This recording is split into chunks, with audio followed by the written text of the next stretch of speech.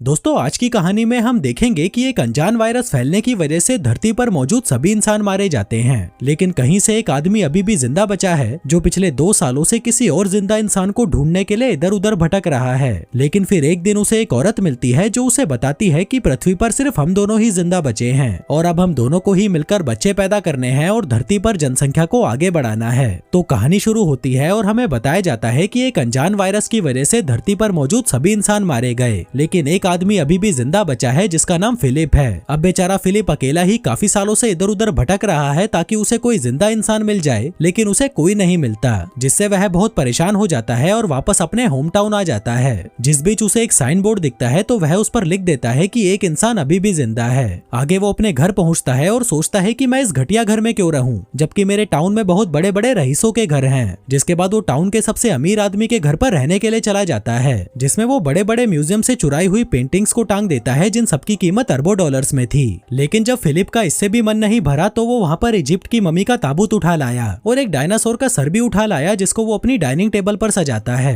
फिर रात को सोने से पहले वो ऊपर वाले से बार बार हस्त मैथुन करने के लिए माफी मांगता है जो वो पिछले 2 सालों से कर रहा था। फिर अगली सुबह वो टॉयलेट जाता है लेकिन उसमें पानी नहीं आ रहा था, तो वह अपना पिछवाड़ा धोने के लिए बहुत सारी बिस्लेरी की बोतल उठा लाता है। फिर पेट खाली करने के बाद उसे भूख लगी थी तो वह एक सुपरमार्केट में जाता है जिसके दरवाजे को खोलने की बजाय वो उसे बंदूक से उड़ा देता है। फिर अंदर आकर वो अपने लिए बहुत सारा खाना लेता है, लेकिन तभी उसकी नजर वहाँ रखी गंदी मैगजीन्स पर जाती है जिसको वह ठूस ठूस कर अपनी ट्रॉली में डालता है और वहाँ से निकल लेता है। रात को वह $10,000 की वाइन खोलता है और ऊपर वाले को शुक्रिया करता है, जिसके बाद वो 2 बार हाथ गाड़ी चलाता है और चुपचाप सोने चला जाता है। फिर अगले दिन फिलिप अपना टाइम पास करने के लिए घर के महंगे महंगे सामानों को बर्बाद कर देता है, लेकिन जब इससे भी उसका मन नहीं भरता तो वह एक महंगी मस्टैंग को एक सस्ती कार से भिड़ाकर विस्फोट कर देता है, क्योंकि वो बेचारा कब तक अपनी हाथ गाड़ी चलाकर टाइम पास करता। अब ऐसे करते करते कुछ दिन बीत जाते हैं और हम देखते हैं कि फिलिप का घर एक कबाड़ खाना बन चुका है, और वैसे भी वो इस घर को क्यों ही साफ करता, ये घर उसका थोड़ी ना था।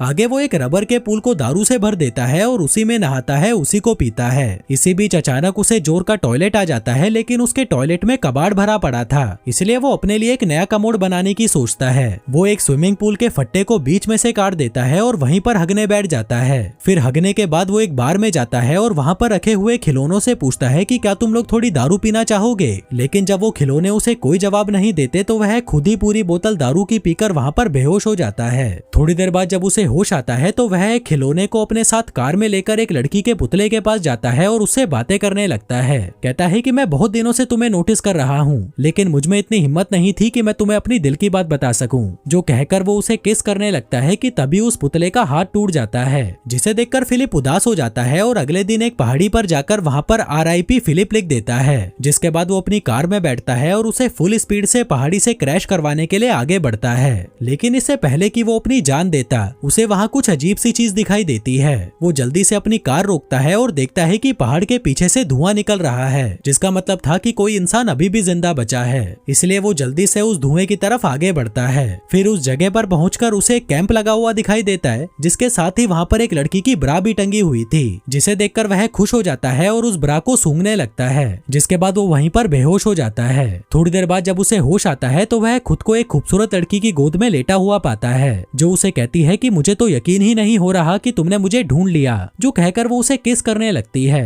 पर तभी फिर से उसकी आंख खुलती है और वह देखता है कि एक लड़की उसे CPR दे रही थी और वो दिखने में बिल्कुल भी खूबसूरत नहीं थी, इसलिए वह उससे डरकर दूर हट जाता है। वो उससे पूछता है कि वो खूबसूरत लड़की कहाँ गई, जिस पर वो लड़की, जिसका नाम कैरल होता है, कहती है कि तुम बेहोश हो गए थे और तुमने अपने कच्छे में सुसु भी कर दिया था, इसलिए मैं तुम्हें CPR दे रही थी। फिलिप कहता है कि मैंने सुसु नहीं किया, ये पहले से ही गीला था, जो कहते हुए वो उसकी तरफ बढ़ने लगता है, जिससे घबराकर कैरल अपनी बंदूक निकाल लेती है। कहती है कि पहले तो मेरी ब्रा नीचे रखो और ये बताओ कि क्या तुम एक अच्छे इंसान हो। वो कहता है कि हाँ मैं अच्छा हूँ, तुम मुझ पर भरोसा कर सकती हो। वो पूछती है कि तुमने ही उस साइन बोर्ड पर अपने बारे में लिखा था। फिलिप कहता है कि हाँ वो मैंने ही लिखा था। दरअसल अकेले रह रहकर मैं परेशान हो चुका था और अपनी जान देने ही जा रहा था कि तभी मुझे तुम दिखाई दी, जो सुनकर कैरल को उस पर तरस आ जाता है और वह उससे दोस्ती कर लेती है। आगे वो दोनों साथ में बैठकर कॉफी पीने लगते हैं, जहाँ पर हम फिलिप को देखते हैं जो बिल्कुल भी खुश नहीं था, क्योंकि वो अपने लिए हमेशा से एक खूबसूरत लड़की चाहता था, लेकिन उसे क्या मिला, ये जंग लगा कबाड़। जिसके बाद वो कैरल को अपना घर दिखाने ले जाता है, लेकिन तभी रास्ते में कैरल उसे एक स्टॉप साइन पर रुकने के लिए कहती है। जिसके बाद वो दोनों दाएं बाएं देखकर चेक करते हैं कि कहीं कोई सड़क क्रॉस तो नहीं नहीं कर रहा।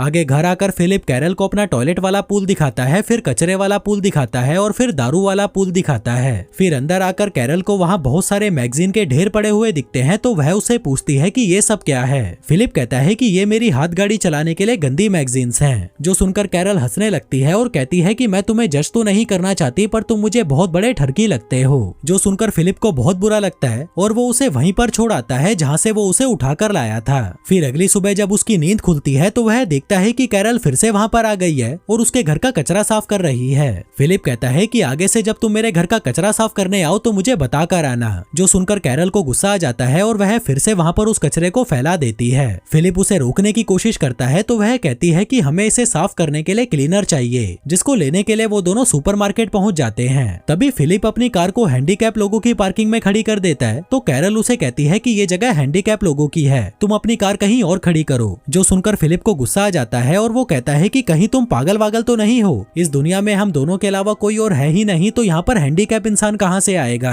कैरल कहती है कि जो भी हो, पर तुम अपनी कार को कहीं और पार्क करो। अब फिलिप का दिमाग घूम चुका था, तो वह अपनी कार को सीधा सुपरमार्केट के अंदर घुसा देता है। फिर रात को वह अपने खिलौने दोस्तों से बात करने बार में जाता है और उन्हें बताता है कि अब मैं इस दुनिया का आखिरी इंसान नहीं रहा। मुझे लगा था कि मुझे एक खूबसूरत लड़की मिलेगी जिसके साथ मैं रोज मजे करूंगा, लेकिन मुझे क्या मिला, ये सड़ा हुआ करेला कैरल। फिर अगली सुबह जब वो बियर से कुल्ले कर रहा था, तभी वह देखता है कि कैरल अपना सामान पैक करके वहीं पर रहने आ रही है। जो देखकर वह दौड़ता हुआ उसके पास आता है और कहता है कि तुम्हें पता है ना ये दुनिया कितनी बड़ी है, तो तुम्हें रहने के लिए मेरे घर का बगल वाला घर ही मिला था। कैरल कहती है कि तुम्हें इससे क्या प्रॉब्लम है, क्या तुम्हें डर लग रहा है कि मैं तुम्हें गंदी गंदी हरकतें करते देख लूंगी। तभी फिलिप उसके सामने अपना कच्छा उतार देता है और कहता है कि ले देख ले, अब और क्या ही बचा है देखने के लिए। कैरल कहती है कि देख यार, हम दोनों को किसी मकसद के लिए चुना गया है और वो मकसद है धरती की जनसंख्या को आगे बढ़ाना।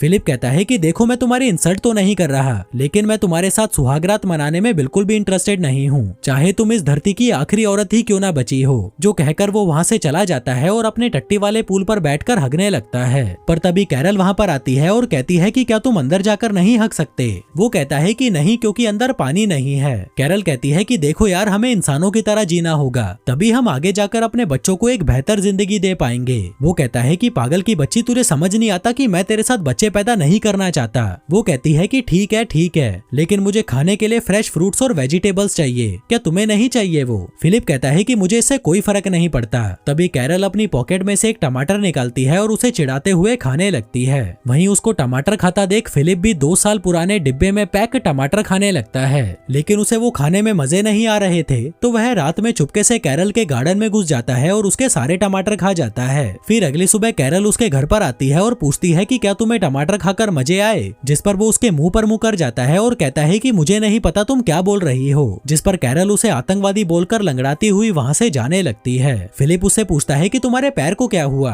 वो कहती है कि जमीन से पानी निकालते वक्त मुझे चोट लग गई। अब उसकी ये हालत देखकर फिलिप को उस पर तरस आ जाता है, इसलिए वो उसकी पानी का जुगाड़ करने में मदद करता है, जिसमें वो एक वॉल्व से पानी के पाइप को जोड़कर पानी को कैरल के घर तक ले आता है, जिसे देखकर वह बहुत खुश होती है और उसे रात को डिनर के लिए इनवाइट करती है। फिर रात में डिनर के दौरान कैरल फिलिप को बताती है कि तुम्हारे औजार को देखकर मुझे पूरा यकीन हो चुका है कि ऊपर वाले ने हमें धरती पर जनसंख्या को आगे बढ़ाने के लिए मिलवाया है। फिलिप कहता है कि ठीक है, अगर तुम इतना ही जोर दे रही हो तो आज रात को हम कर ही लेते हैं। कैरल कहती है कि नहीं, मैं तुम्हारे साथ तब तक सुहागरात नहीं मनाऊंगी जब तक तुम मुझसे शादी नहीं कर लेते। जो सुनकर वह हंसने लगता है और कहता है कि तुम मजाक अच्छा कर लेती हो। वो कहती है कि नहीं, मैं मजाक नहीं कर रही, क्या तुम ये चाहते हो कि इस धरती पर पैदा होने वाला पहला बच्चा नाजायज हो। फिलिप कहता है कि तुम ये शादी क्यों करना चाहती हो, जबकि इस चीज का कोई मतलब नहीं है। वो कहती है लेकिन मेरे लिए मतलब है, अगर दुनिया खत्म हो गई है तो इसका मतलब ये नहीं कि हम अपने रीति रिवाज भूल जाएं। अब फिलिप को किसी भी हाल में उसके साथ इंटीमेट होना ही था, इसलिए वो उसके साथ शादी करने के लिए मान जाता है।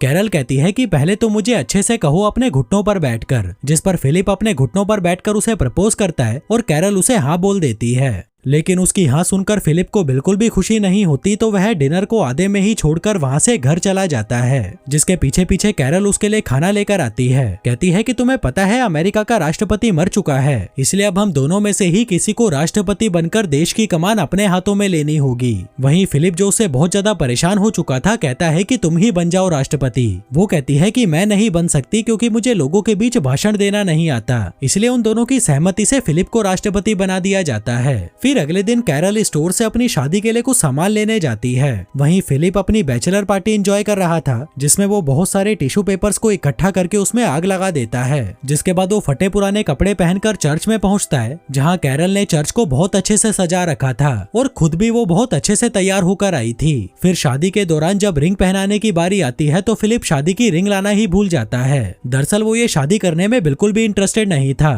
जो देखकर कैरल गुस्सा हो जाती है और शादी को बीच में ही छोड़कर वहां से चली जाती है। तभी फिलिप उसके पीछे पीछे उसके घर पहुंचता है और उसे दरवाजा खोलने के लिए कहता है, लेकिन जब वो दरवाजा नहीं खोलती तो वह उसके दरवाजे को तोड़ देता है। फिर अंदर आकर वो देखता है कि कैरल ने अपने घर को बहुत सुंदर सजा रखा था, क्योंकि वो अपनी शादी को लेकर बहुत ज्यादा एक्साइटेड थी। जिसके बाद वो कैरल को देखता है जो सड़ी हुई शक्ल लेकर एक कमरे में बैठी हुई थी। फिलिप उससे माफी मांगता है और कहता है कि मैं सच में रिंग के बारे में भूल गया था, अगर मुझे याद रहता तो मैं पक्का लेकर आता। वहीं कैरल भी उसे माफ कर देती है। जिसके बाद वो दोनों अंगूठी लेने के लिए एक ज्वेलरी शॉप में जाते हैं, जहां से वो बहुत सारी अंगूठियां उठा लेते हैं, जिनको एक एक करके फिलिप कैरल की उंगलियों में पहना देता है और उससे शादी कर लेता है। फिर रात को जब सुहागरात मनाने की बारी आती है तो कैरल उसके साथ इंटीमेट होने की बजाय रात भर उससे बातें करती रहती है। फिर अगले दिन से कैरल भी फिलिप के साथ वो सभी चीजें करती है जिसको करने में फिलिप को बहुत मजे आते थे। जिसके बाद वो कैरल को अपनी एक्स गर्लफ्रेंड से भी मिलवाता है, जिसको देखकर कैरल को उससे जलन होने लगती है तो वह उसे उठाकर बाहर फेंक देती है।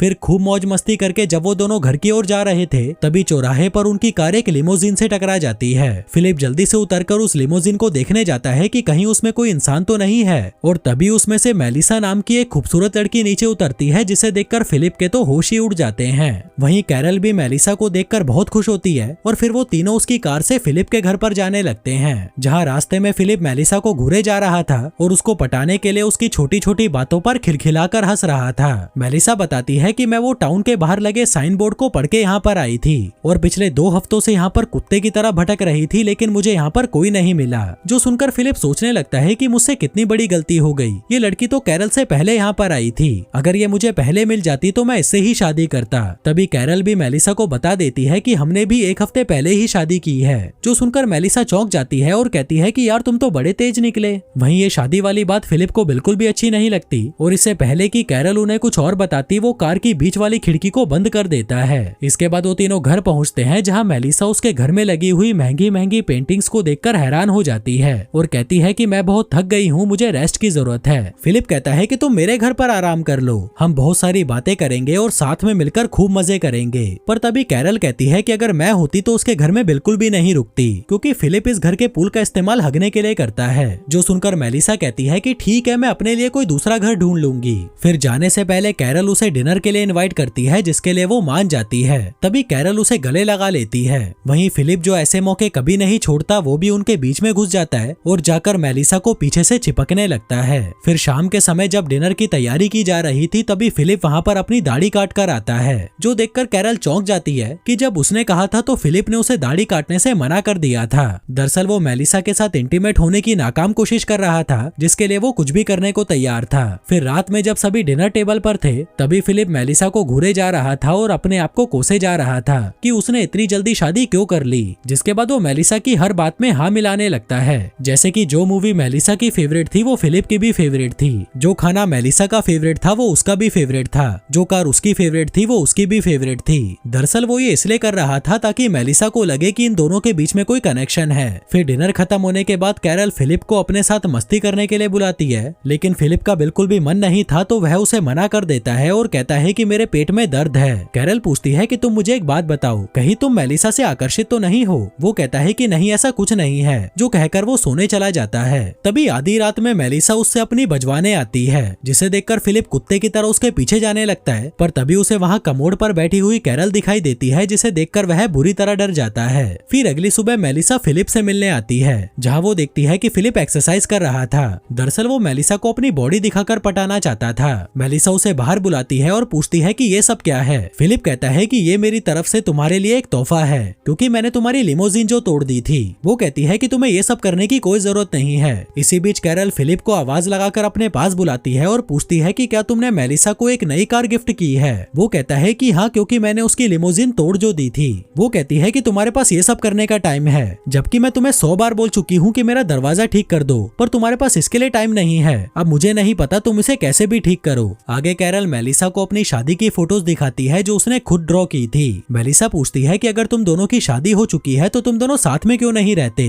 वो कहती है कि नहीं, मैं उसके साथ नहीं रह सकती, वो बहुत गंदा है। मैंने उसके साथ शादी सिर्फ धरती पर जनसंख्या को बढ़ाने के लिए की है। वहीं जब फिलिप दरवाजा ठीक कर रहा था तभी मेलिसा उसके पास आती है। वो कहती है कि मेरे पास एक जनरेटर है जिससे हम बियर को ठंडी करके पी सकते हैं, इसलिए तुम शाम को कैरल को लेकर मेरे घर पर आ जाना। लेकिन फिलिप अकेले ही उसके घर बियर पीने पहुंच जाता है और उसे कहता है कि कैरल की तबीयत खराब है इसलिए वो नहीं आ सकती, जबकि इसने कैरल को बताया ही नहीं था कि मेलिसा ने इनको बियर पीने के लिए इनवाइट किया है। फिर बातों के दौरान मेलिसा उसे बताती है कि मैं पिछले 2 सालों से किसी मर्द की तलाश में भटक रही हूँ, क्योंकि मुझे भी मजे करे काफी साल बीत चुके हैं। मेरी भी कुछ जरूरतें हैं जिन्हें मैं पूरा करना चाहती हूँ। फिलिप कहता है कि हाँ, मैं समझ सकता हूँ, ये सब नेचुरल है। मेलिसा कहती है कि मैं तुम दोनों के लिए बहुत खुश हूँ कि तुम दोनों साथ में हो। भले ही तुम दोनों में अनबन चलती रहती है पर तुम दोनों साथ में तो हो, जिसकी मैं बहुत इज्जत करती हूँ। वहीं फिलिप उसे ये बताने के लिए तड़पा जा रहा था कि मैं कैरल से बिल्कुल भी खुश नहीं हूँ। मैं तो तुम्हारे जैसी किसी लड़की के साथ मजे करना चाहता था,